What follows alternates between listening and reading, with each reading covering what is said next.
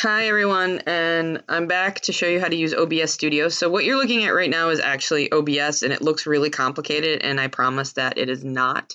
I'm going to make this really super easy for you. So the first step though is Google. So go to Google and type in OBS Studio. OBS is actually an open broadcaster software. A lot of gamers use it to capture what's on their screens. So you're going to click on the link and then pick the appropriate operating system. So I have Windows, so I would click on that. What's going to happen is what you would normally do when you download software. You're going to click save. As you can see, I've already got it here. And then just follow the options for downloading. Make sure you click on the right box when it asks for information, etc. So once that's done and you open it up, you'll see something that looks similar to this. This looks really super complicated, but I'm going to break it down for you. You see two screens because this is how I like to view it. My left screen over here is the screen where I can move things. And you'll notice that the right screen doesn't move like the left screen does. In order to get the right screen to match, I just have to click on the cut button. The mode that I'm in right now is down here. It's my sources and it's my display capture mode. You can add sources. So say I want to do video capture. I can rename it if I want to. I can have a whole bunch of different types here, but it's just easier to click on OK. Once that happens, you'll have another box, pop up. Often, not always. It depends on what you choose. And there's settings here. You don't really need to worry about the settings too much because we're doing something very simple. So you click on OK. Now, again, you'll notice that the screens aren't exactly the same. I can make this bigger and make me bigger. So if I was reading a book or doing original content through my computer, this was what I'd be doing. In order to get the two screens to match, I would click on the cut button, but it's not necessary to match. I can make this screen smaller, and then I'm back here. I can get rid of something. So I click down here on sources, and then I click the negative button. Are you sure you wish to remove it? Yes, it's gone. So there's multiple options. By clicking on the plus option, you can capture your windows, you can do a slideshow, you can just do your browser. It depends on what you want to do. You can just capture your audio and put a picture up in the background. So if you're reading a book and you just want to show the background picture and have it be like an audiobook. To start and stop recordings, it's down here right now. You see this gray area. It says stop recording, so I would click on that to end this recording. I can pause it, so if you're waiting for something to load on your browser, you can pause something and let it load instead of people having to wait for it to load. You can change the settings, and that's something that I really want to point out right now. So I'm going to fast pause it while I set up the screen so you don't have dual screens. Okay, so even though it looks like it goes on for infinity, I was just trying to get it so you guys could focus down here. When you click on settings, this screen will come up.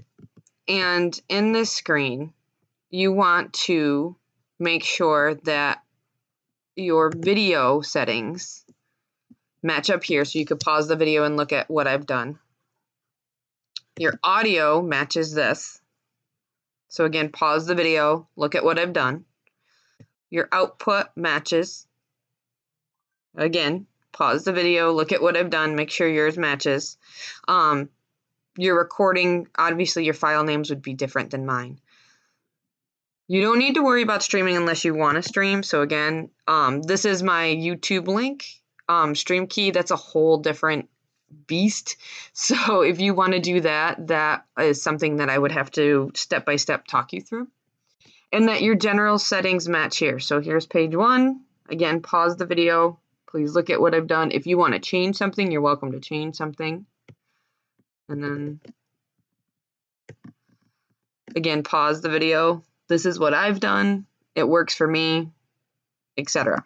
So, next, when you stop a recording, which I'm not going to do right now, you find your files by coming up here to File and Show Recordings.